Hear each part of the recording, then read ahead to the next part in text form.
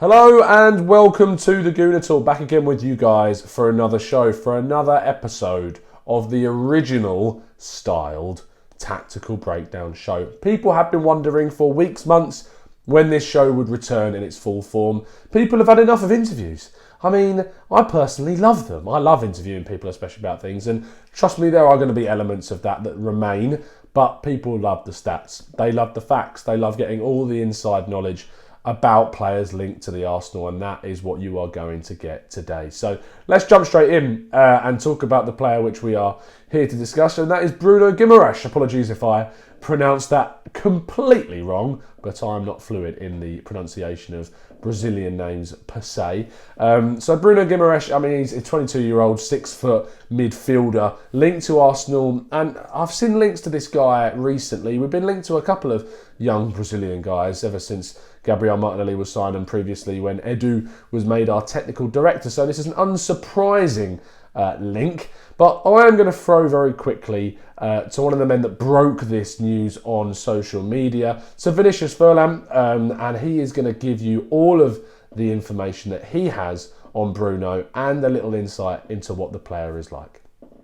Hey guys, how are you? My name is Vinicius. I work for Trets TV, which is a TV-based channel about Atletico Paranaense.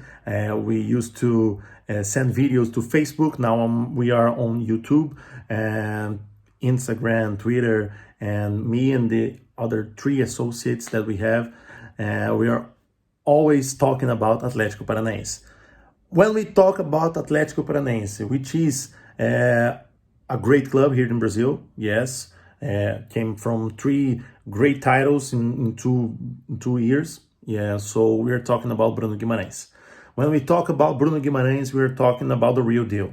Bruno Guimaraes, alongside Renan Lodi, who is the left back now, starter for Atletico Madrid.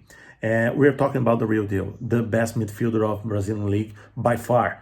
And not the best technical ways, okay, which he is, okay, but we are talking about future, we are talking about prospect, and we are talking about the present.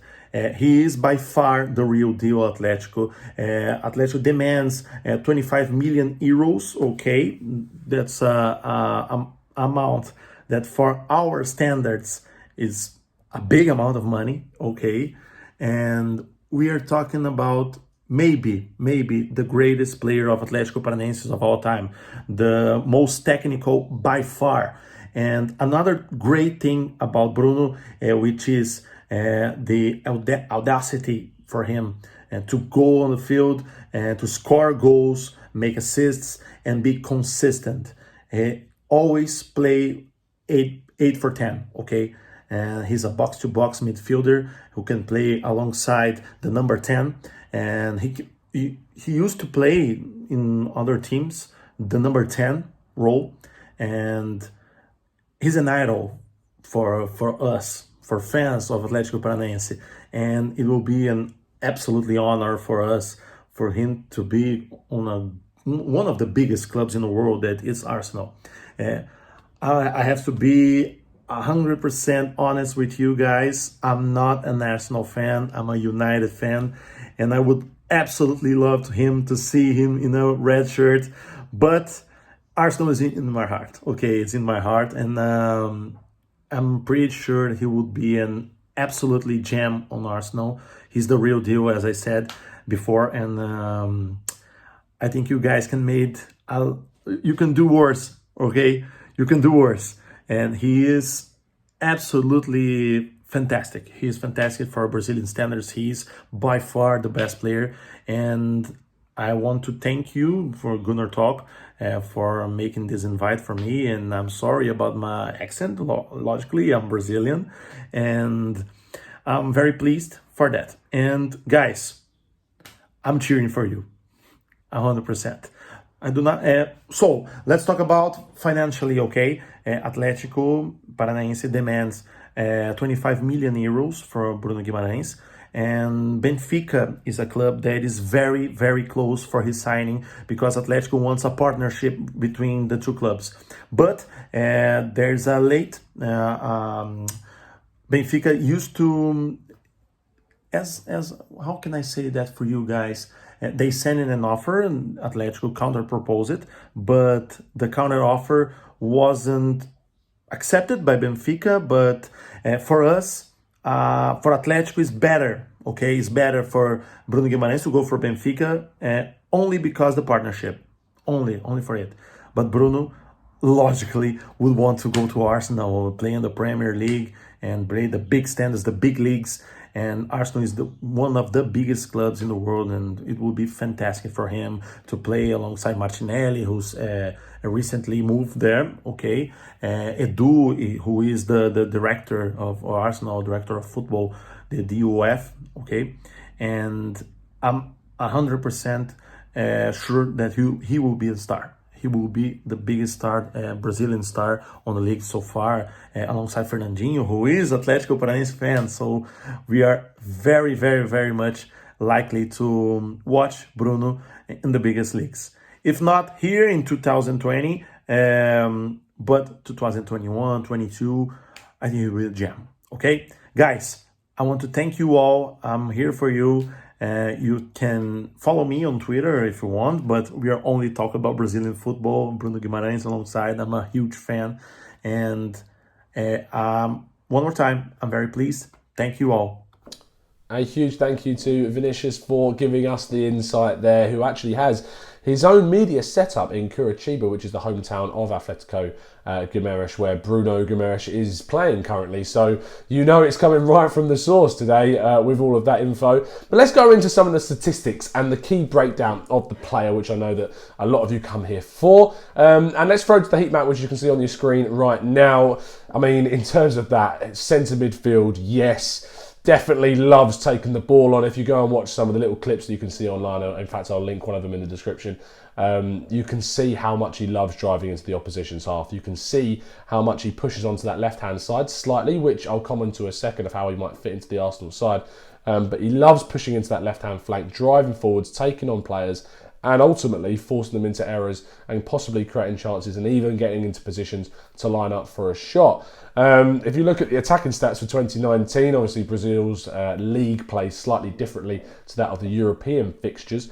Shots, he's taken a shot pretty much every single game. And if you look at the actual stat on there where he's taken those shots from, he likes to get in the box. He really, really does. But not only that, he's a confident guy because he has taken a fair few from outside the box as well. Not so successful. Those X's there showing ones that have gone astray. But he has got a goal from outside there and got a few of them on target as well. So he's a confident lad. He likes taking those shots from outside the box, but does enjoy getting in there as well to finish off some opportunities that he or others have created for him. In terms of crossing, you wouldn't expect that too much from a central midfielder, and that's why it is so low. Dribble success, 2.75 dribbles per game with a 64% success rate. He is only 22 years old, but that is still, I mean, part of me thinks that's a little bit low, but it will get higher as he gradually develops, I am sure. Offensive duels that he wins, 8.83 duels per game is really, really good, and he's winning just over 50% of those, which is great.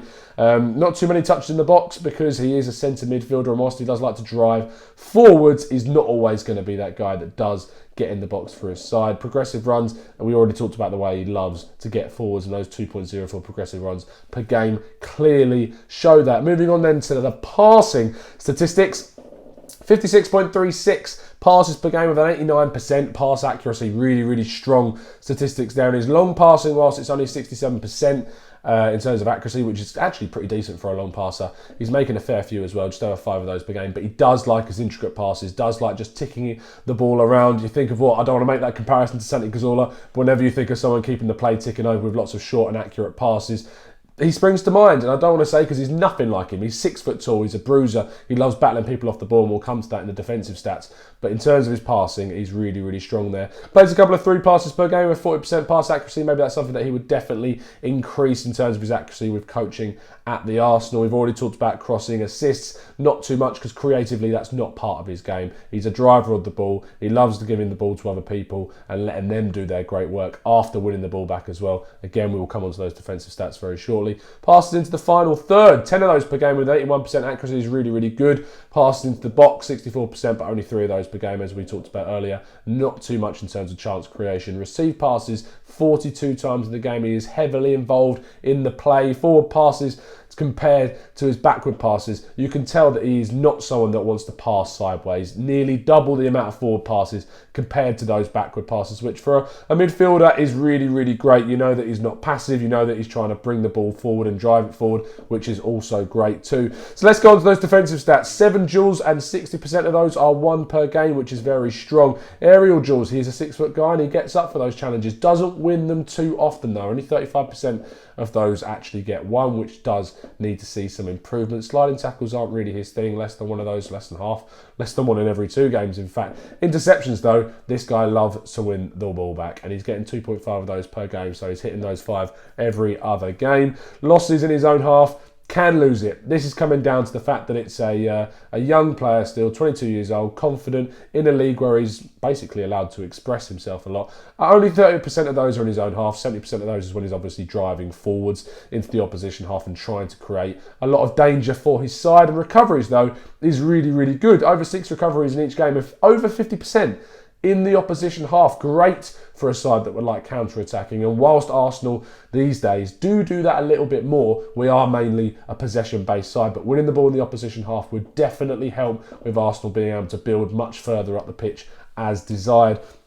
Block shots, not great. Clearances, still below 1. He's not really that far back, and you'd expect him to partner next to someone like Lucas Torreira, who would be doing that job. A couple of fouls in each game, but he's actually quite disciplined, not really receiving too many yellow cards or red cards. And that sort of comes on to where I want to talk about him as where he fits the Arsenal side, because the one guy that stands out for me that who he would replace is Granit Xhaka. Granit Xhaka for me is someone that we know has gone through a tumultuous time since what happened against Crystal Palace. We know all about that. But at the same time, Arteta has backed him. He's looked quite decent, in fact, going forwards, and he has improved his relationship with the fans. But that isn't always going to be repaired. There is always going to be that backlash and continual criticism because he's always got a big error in him. He always misplaces a pass here and there per game. So that's always going to be there. And whilst I really try and back Granit Xhaka a lot, if there's time for us to upgrade or bring someone in that can ultimately upgrade on him in the future with a little bit of development, I think that Bruno Guimaraes is actually a really, really good guy that we could go and get. But obviously we've already talked about in terms of the likelihood of this deal happening, but over £20 million. We've got competition from Benfica, which Vinicius already talked about, but in terms of where I see this happening and the likelihood of this happening myself, this has legs in my mind because of the links with Edu, because of the technical director side of things with Arsenal, and our love of now going into South America and poaching players like Gabby Martinelli and the year before that with Lucas Torreira. Obviously he came from Italy but is South American based. I think that it's just something that Arsenal need in their side is quality youth coming from South America. We haven't done it for quite a while. We talked about Brazilian players in particular. Arsenal's history of Brazilian players isn't that lucrative. We look at Andre Santos, we look at Denilson, but then there are some bright flashes like Gilberto Silva, and we talked about that on the podcast the other day, that Arsenal have never really replaced Gilberto Silva. It's a big thing for me that we've never been able to do that, and hopefully by bringing in a solid centre midfielder to partner Lucas Torreira, who is consistent, loves taking the ball forward to help his teammates and create opportunities for them to go and take the sort of the responsibility on themselves to be the more creative force ahead of Bruno. I think that's a really, really good and strong player that Arsenal could be going for. But that's my decision. That's my thoughts. Let me know what you think in the description, or rather the comment section below.